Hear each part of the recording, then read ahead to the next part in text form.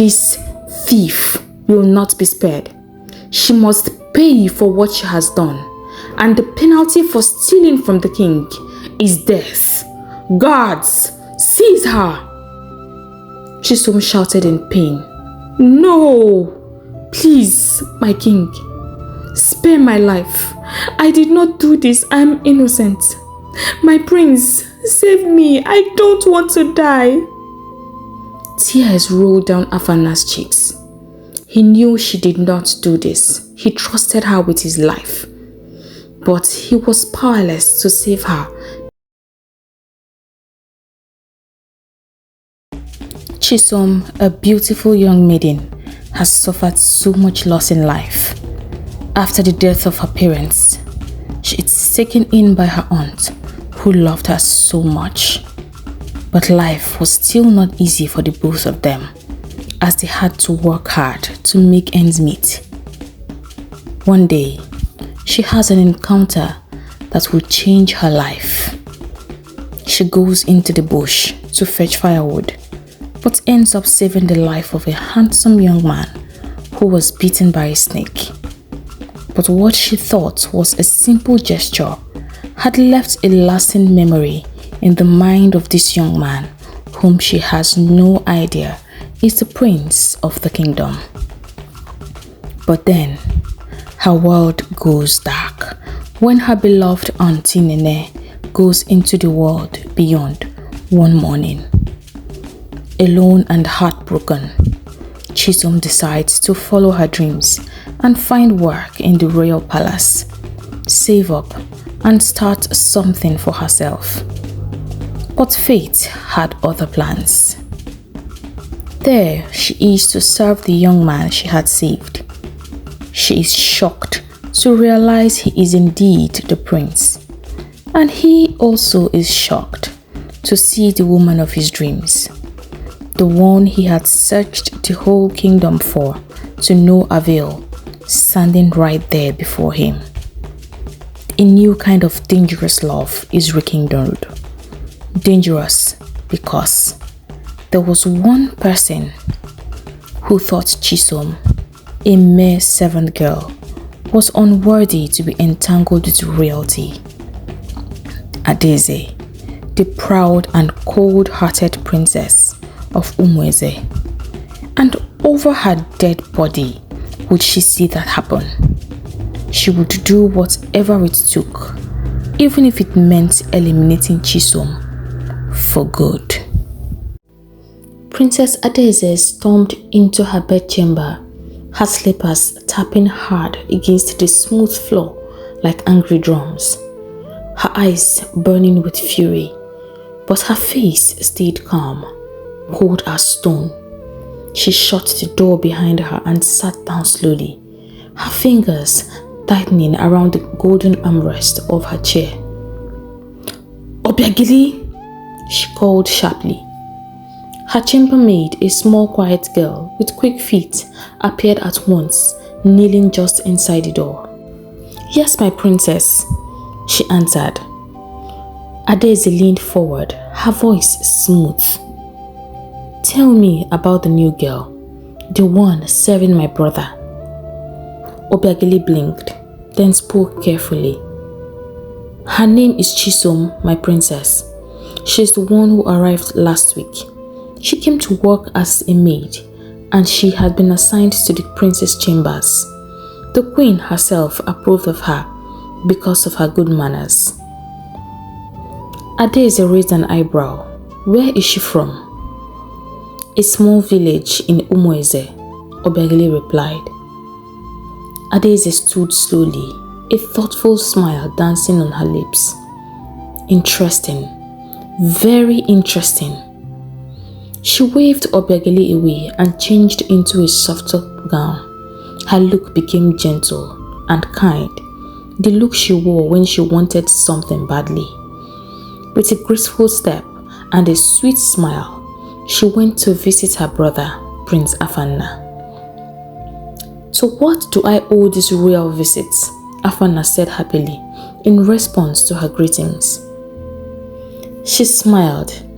I came as your sister, not as a princess. I overheard what you told father about the girl." Prince Afana's smile faded slightly. "You heard?" She nodded and sat beside him. "I did, and I came to ask, is it true? Do you really feel something for her?" He sighed, his eyes softening. "Yes, I do." Adaeze tilted her head gently, acting curious. "But why her, Afana? Of all the maidens in Umweze, of all the noble daughters, like Olanna, beautiful, trained in palace ways, why choose a servant?" The prince looked up and chuckled softly. "Because Chisum saved me, not just my body, but something deeper. The day I saw her in the bush, she'd had no idea who I was. To her, I was just a man lying in pain, and she helped me without asking anything. Her hands were soft, but her courage was strong. She looked at me and I saw something true." Adaeze watched him quietly, biting back her rage. "You speak of her like she's some goddess." "To me, she might be," he said simply. Adaeze forced a small laugh, touching his arm lightly. "Well, if she makes you happy, I hope she feels the same way you do. You know, I only want the best for you." The prince smiled and thanked her, completely unaware of the storm behind her eyes. Back in her room, Adaeze slammed the door shut. Again, she stood before her mirror, staring at her reflection with fire in her gaze. "So, he is serious," she hissed. "He would throw aside every noble maiden for that barefoot bush girl." She tore off her earrings and flung them onto the floor. "Never. I will not sit by and watch this nonsense happen. A servant can scrub the floors, but she cannot climb into royalty, not while I breathe."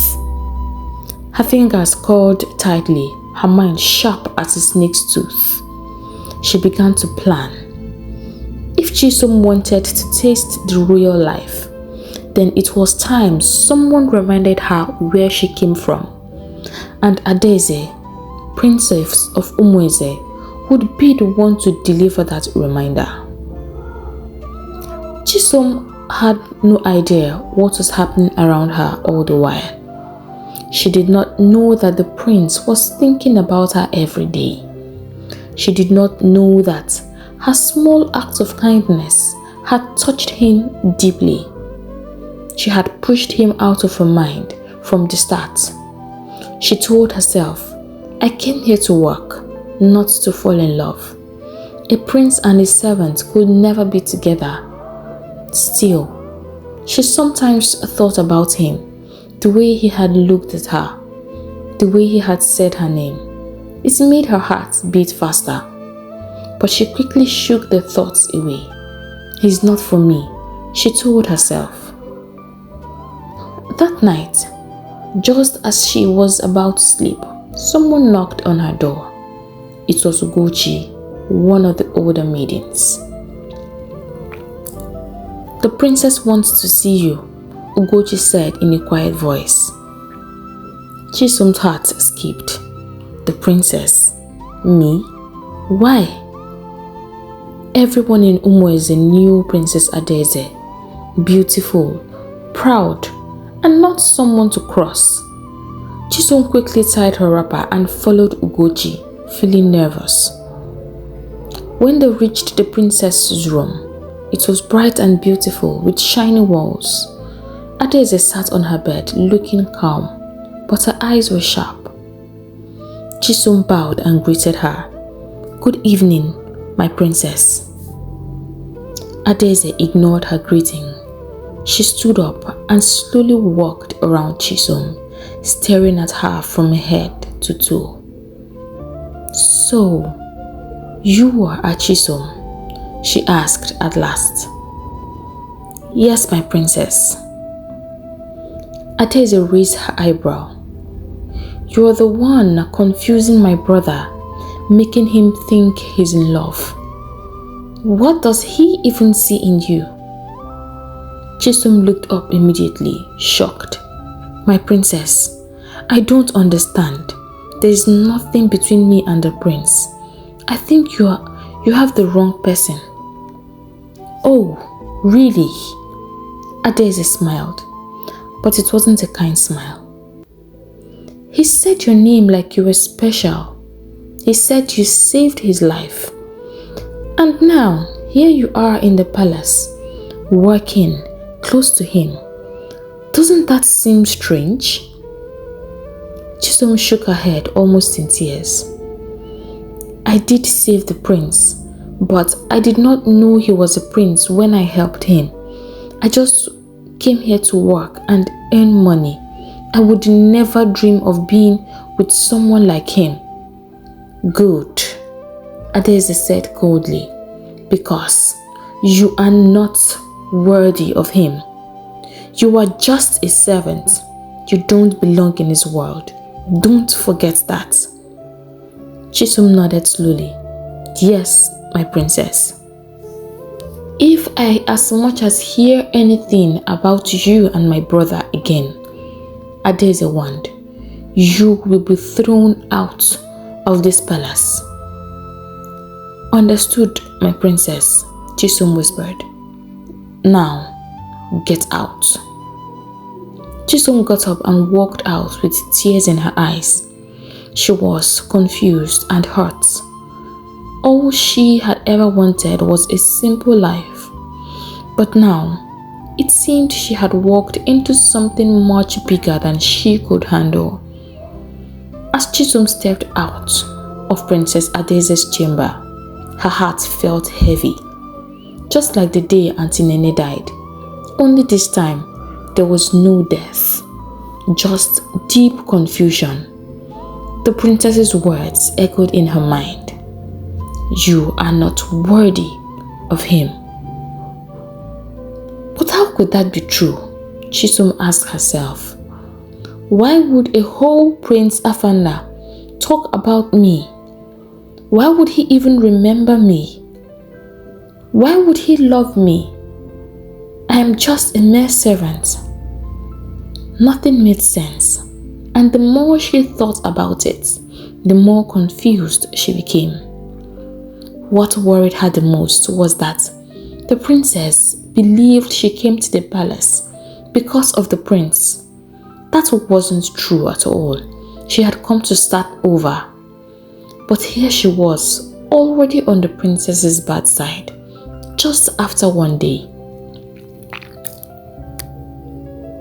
She lay on her mat, eyes wide open, staring at the ceiling of the tiny servant's quarters. Sleep refused to come. Her thoughts spun round and round until she made a decision. I will have to talk to the prince myself. Maybe all of this is just one big misunderstanding. The next morning, Chisom rose early, determined to speak. She carried a pot of fresh water to the prince's chambers and greeted him politely. He smiled at her, warm and soft, but said nothing else. Her courage melted. She couldn't bring herself to ask him anything. She hurried through her chores and left quickly. Later, when she returned with his breakfast, something unexpected happened. I will not be having breakfast alone this morning, Prince Afana said suddenly. Chisom bowed. As it pleases my prince, should I take it to the king's chambers, or will you be having breakfast with the queen? Afana chuckled. Yes, I will eat with my queen. Sit, Chisom, eat with me. Her eyes widened as understanding hit her. My prince, I am no queen. He looked at her gently. Ah, but you will be very soon. Her heart skipped. So it was true. She dropped to her knees in fear. Please, my prince, I don't want trouble. I came here just to find work, I swear. I did not know you were the prince when I helped you. I never wanted anything in return. Afana's smile faded. He looked surprised by her words. Chisum, I don't want to cause you any trouble either. And this is not about what you did for me. Then why? She asked softly. Why would a prince want someone like me, a servant, to be his queen? He stepped forward gently, helped her up and guided her to a chair. My father once said to me, if you lose something you love and it comes back to you, then it's yours. It has always been yours. I lost you that day in the bush, Chisom. I searched and searched, but all I had was your name. I tried to forget, but I couldn't. I kept seeing your face, hearing your voice. I've met many maidens, but none of them ever made me feel the way you did. He paused, looking into her eyes. Then, one morning, my door opens and there you are, standing before me like a dream. I knew at once the gods had brought you back to me. Chisum looked down, fidgeting with her fingers.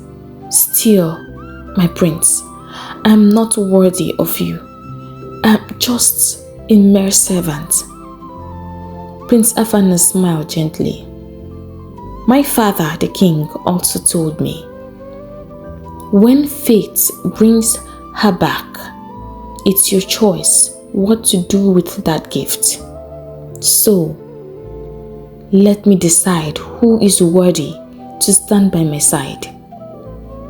He gave her a playful smile. I should relieve you of your duties so that you stop seeing yourself as a mere servant. But seeing you every morning makes my day better. Chisum's lips curled into a shy smile. Even if you did, my prince, I have nowhere else to go. I need this job to care for myself. Afana looked up.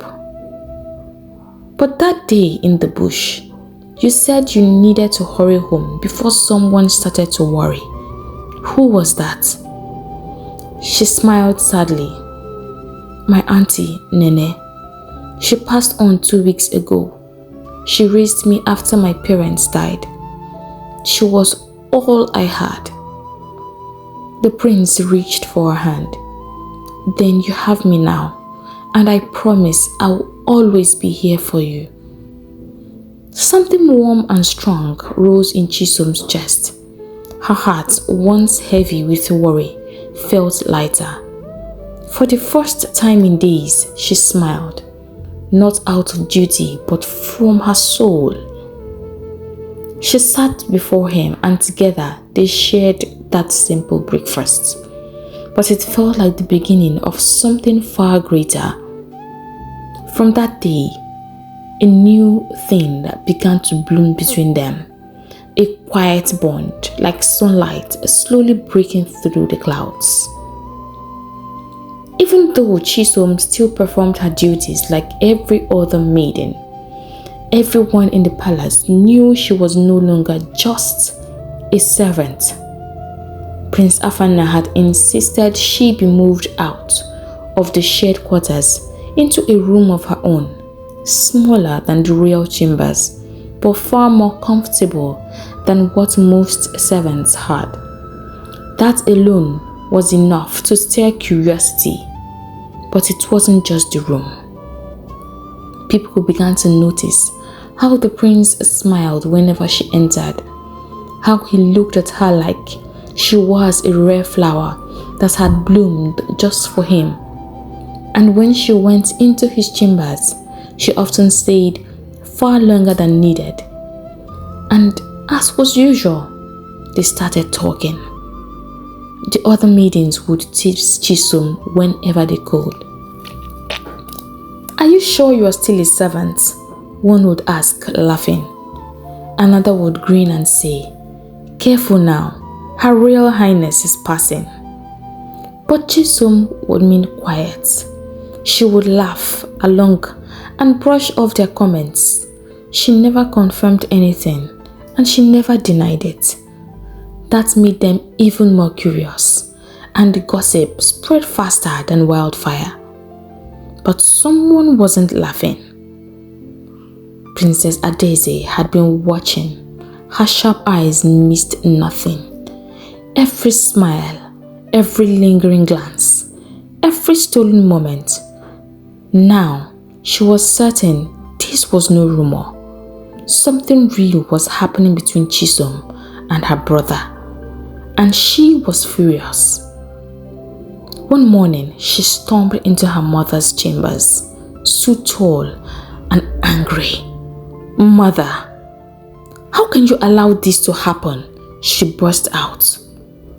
The queen, calm and graceful as ever, looked up from her embroidery. "What are you talking about, Adaeze?" "That girl, mother. That servant, Chisum. She walks around this palace like she owns it. And now you and father sit by it, while my brother falls under her spell." The queen smiled softly. "My child, no man can understand the ways of the gods. It's the gods who choose who rises and who falls. If Chisom has captured Afana's heart, then perhaps the gods had a hand in it." Adaeze stared at her mother, stunned. "You support this?" "I support what is right for the kingdom," the queen said. "And I support my son's happiness. He is old enough to make his own choices. Instead of worrying about who he loves, perhaps it is time you think about finding a suitor of your own. You cannot live in this palace forever." The words struck Adaeze like a slap. She turned sharply and left, her heart boiling with rage. So, even her mother had betrayed her. Later that day, she paid Olanna a visit. If she wanted an ally, the one person she could trust was her oldest friend, the daughter of the wealthy chief Ozo. They sat under the shade of a fig tree in Ozo's garden, the breeze brushing their hair gently. But Adaeze had no time for peace. "There is trouble, Ola," she said at once, her voice hard. Olanna blinked. "What happened?" "It's Afana and that servant girl, Chisum." Olanna's expression fell. "Yes, I've heard. He seems serious about her." "Seems? Olanna, wake up. You've loved him your whole life, and now you're letting a peasant take what's yours." Olanna looked down. "I can't force someone to love me, Ada. If he doesn't see me the way I see him, then perhaps he never will." Adaeze's eyes narrowed. "That's it? That's all you have to say? After all these years?" "What do you want me to do?" Olanna said. "I want you to fight. I expect you to fight." "I won't beg a man who sees me as a sister. I want to be chosen because I am loved, not because I pushed another girl out of the way." Adaeze shook her head with disgust. "You disappoint me. After everything we've been through together, after all these years you've been with me, you have learned nothing." Olanna sighed. "So what now? What do you expect me to do?" Adaeze leaned in, her voice low. We eliminate her. Olana's eyes widened in horror. What? No, the gods forbid. I will not be part of any bloodshed. Adaeze rolled her eyes. Calm down. We don't have to kill her ourselves. All we need to do is to set her up. And if we plan it well, the king will be the one to order her death. Olana stood up, uneasy. This is going too far, Ada. If Afana truly wants her, then let him have her. When the time is right, the gods will bring my own suitor, a man who will love me. Adaeze didn't speak.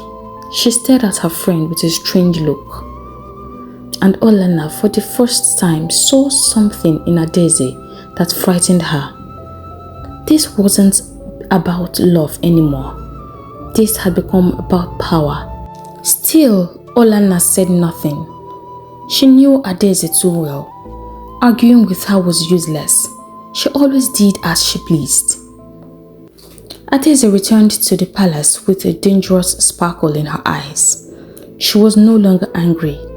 In fact, she was excited. She already had her plans in taking shape in her mind. It was perfect. Chisum had no idea what was coming for her. The game had changed. The king of Umueze possessed a priceless treasure, an ancient gold statue, small but heavy, polished until it gleamed in the sun. It was more than a statue. It was a sacred heirloom passed down through generations. His great-grandfather had given it to his grandfather, and his grandfather gave it to his father, and now it belonged to him. The statue represented peace, prosperity, and the divine blessing that had kept their royal bloodline. Every morning, the king touched it and whispered a short prayer. It was tradition, and to him it was sacred. One day, when Afana became king, he would also pass the same statue to his son. That very statue became the center of Adaeze's plan. If Chisum couldn't be chased out by words, then she would be destroyed by something even bigger. Adaeze knew the laws well. Stealing from the king was treason of the highest order. If someone were caught with the sacred statue, there would be no second chance. Execution would follow. No trial, no mercy. So, under the cover of darkness, while the king rested in the queen's chambers, Adaeze crept into his room like a shadow.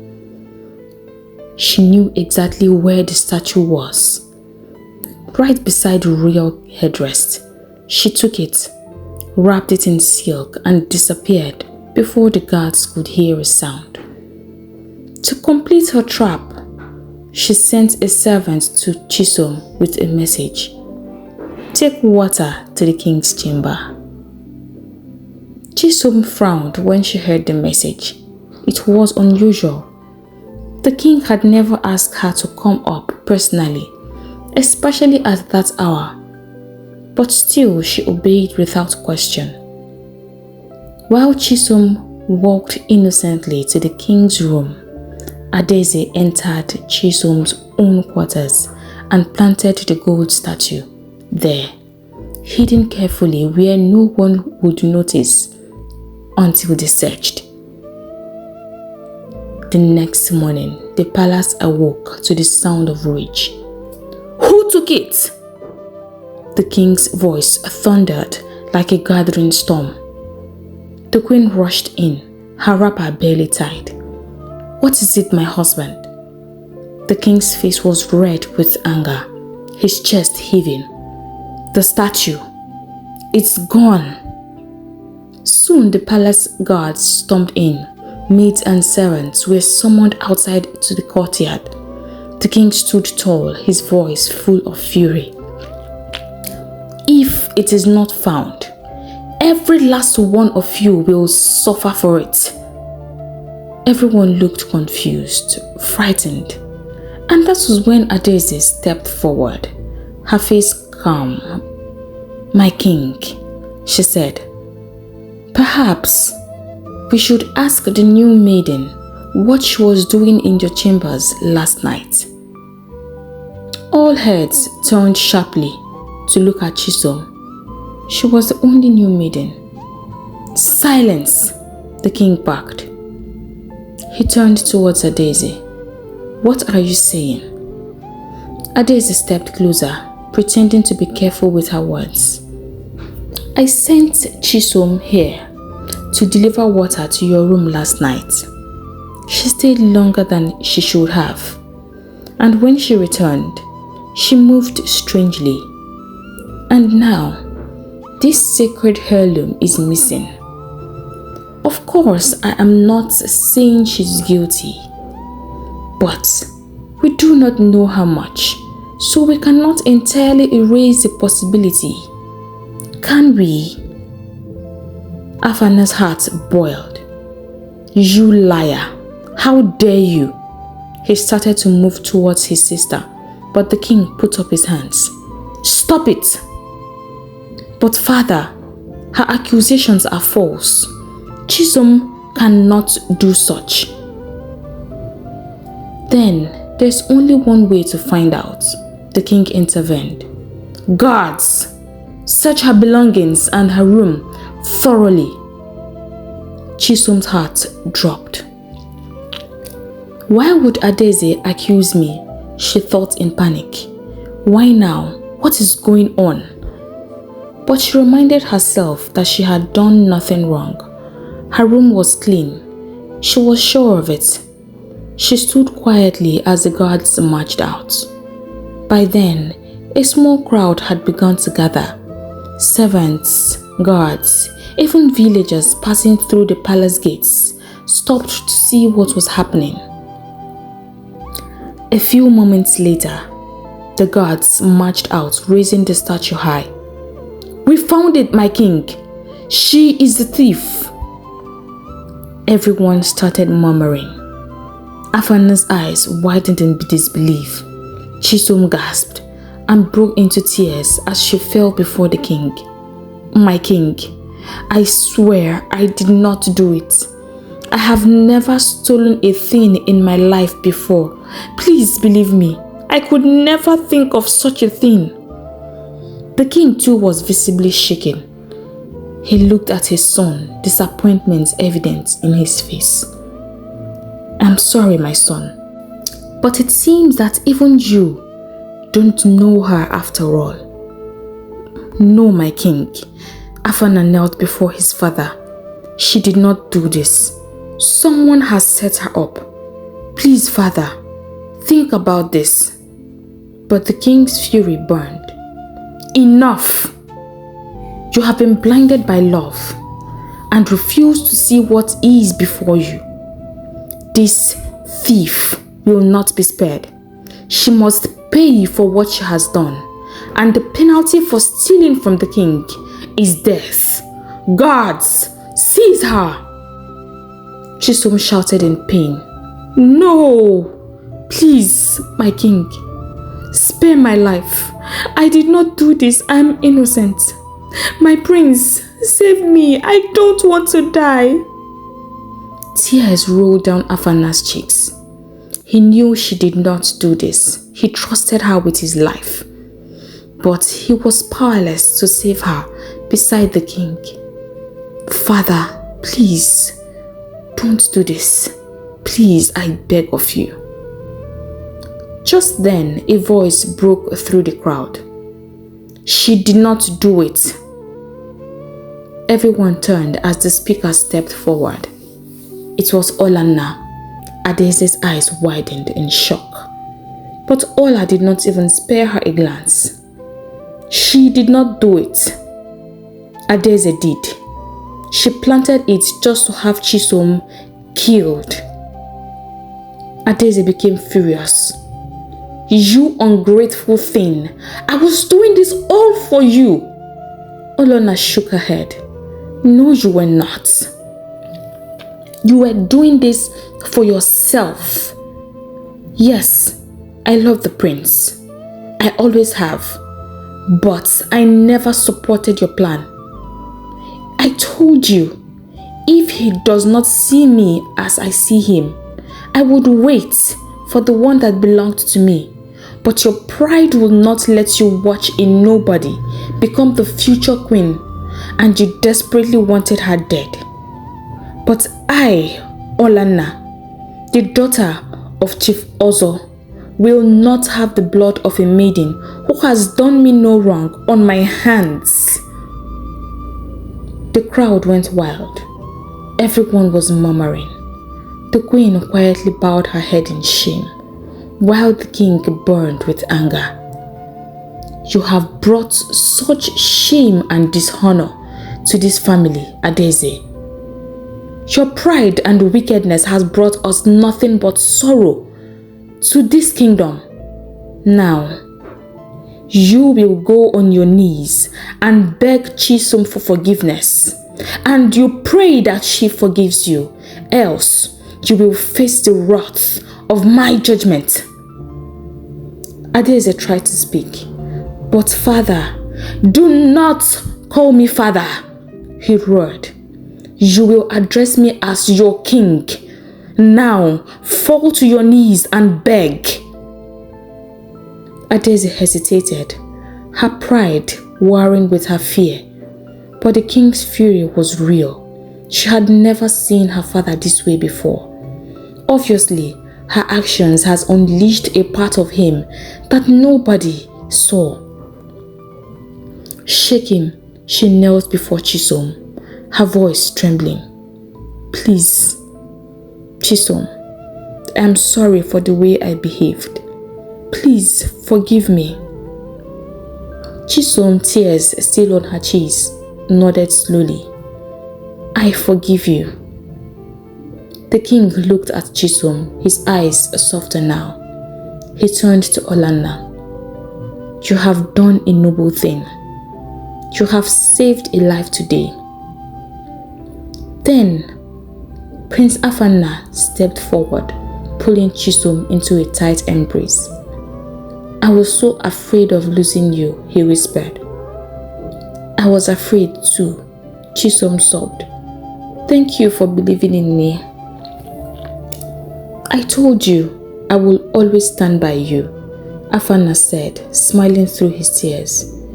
After all, I am all that you have. And he meant it. Years passed.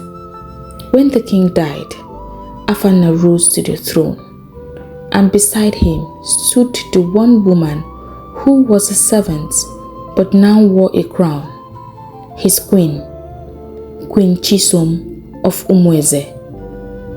Their love never faded. He was there for her for all the days that they lived. And their love story was told in Umweze from generations to generations, even until this day. Hey lovers, thank you for listening to this story. If you are new here, welcome to our community. I hope you enjoyed this story as much as I enjoyed creating it. If you have not done so already, please hit the subscribe button. And to support the growth of our community, give this video a big thumbs up. If you know someone who would enjoy a story like this, do not hesitate to share. Don't forget to leave a comment down below. Remember, like, share, drop a comment, and subscribe. I'll take my leave now, but I hope to see you in my next video. Bye.